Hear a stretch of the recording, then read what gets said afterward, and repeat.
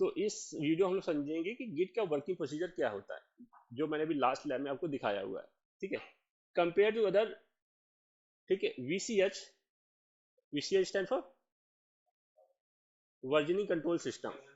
ठीक है, like some version most operation in the git require local file and local resources to operate. Basically भी सब local में हो रहा है ना, local files and local resource. अभी हम लोगों ने गिट हब, जो आपके क्लाउड प्रोवाइडर हैं, गिट हब, बिट बकेट है ना, उनमें नहीं किया है ना। if you are used to central git where the most operation have that the network latency overhead, मान लीजिए आपके पास सेंट्रलाइज वो आपका वर्जन कंट्रोल सिस्टम यूज कर रहे हैं, तो आपका जब तक नेटवर्क रहेगा तभी तक वो काम होगा। ठीक है, for example to browse the history of the project, Git does not need to go to the server to get history and display it for you. ठीक है, अगर डिस्ट्रीब्यूटेड की बात करें तो सब कुछ लोकल में हो रहा है। आप किसी फाइल को ट्रैक कर सकते हो, कमिट कर सकते हो, मॉडिफाई कर सकते हो। उसके लिए सर्वर में हमने कोई कमांड नहीं किया है, ना गिट पुश ना गिट पुल, कोई ऐसी कमांड मैंने टाइप नहीं की है, क्योंकि सब कुछ आपके लोकल गिट में ही हो रहा है, उसका डेटाबेस भी लोकल में ही बन रहा है। इस केस में नेटवर्क हो या ना हो आपको कोई इफेक्ट नहीं है। ठीक है, आपने काम कर लिया, सब कुछ हो गया, जब नेटवर्क आएगा आपको गिट पुश करना होगा, आपकी जो सिंक है लोकल से वो मेन सर्वर में पहुंच जाएगा। ठीक है, is simply read the directly from the local database. तो अभी हम लोग क्या करें, लोकल डेटाबेस से काम करते हैं, ये बहुत फास्ट हो रहा है क्योंकि आपका सारी फाइलें, सारा डेटाबेस आपकी लोकल में ही है।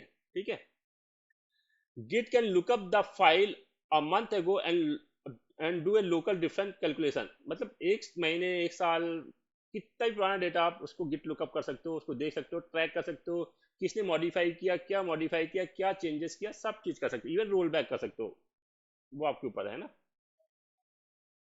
there is no need to ask a remote server to do a pull do it or pull on a older version of file। अगर आपके पास लोकल है तो आपको उसके लिए पुल करने की कोई जरूरत नहीं है, आपके पास लोकल डेटाबेस पूरा मेंटेन है।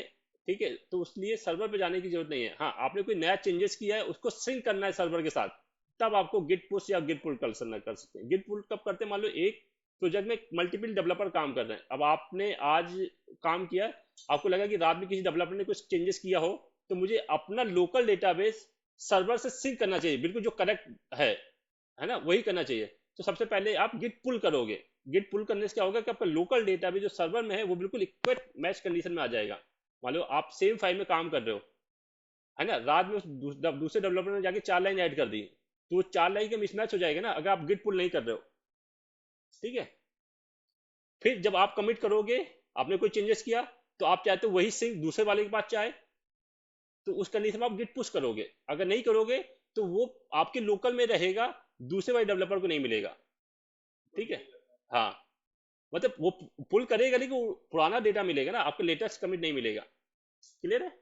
तो सबसे पहले किसी प्रोजेक्ट में काम करना, तो गिट पुश और गिट पुल पे आपको ध्यान करना। जैसे ही किसी प्रोजेक्ट को ओपन करना है तो सबसे पहले गिट पुल जरूर करना, ये मैंडेटरी होता है एक नॉर्म्स के हिसाब से। ठीक है, आपको नहीं पता कि उस प्रोजेक्ट में किसी ने रात में या कभी भी क्या चेंजेस कर दिए हैं, तो आपको सिंक करना होगा एग्जैक्ट कंडीशन में, तो उसके लिए गिट पुल और गिट पुल का। This mean you can do your work happily until you get a network connectivity to upload. समझ आ गई ये बात, है ना। इन सम वर्जन और the central version control system you can edit file but you can not commit in your database because your database is offline. Centralize की बात कर रहा हूँ, सीएसवी, वहां पे नेटवर्क की कनेक्टिविटी चाहिए, लेकिन डिस्ट्रीब्यूटेड के केस में नहीं चाहिए। ठीक है,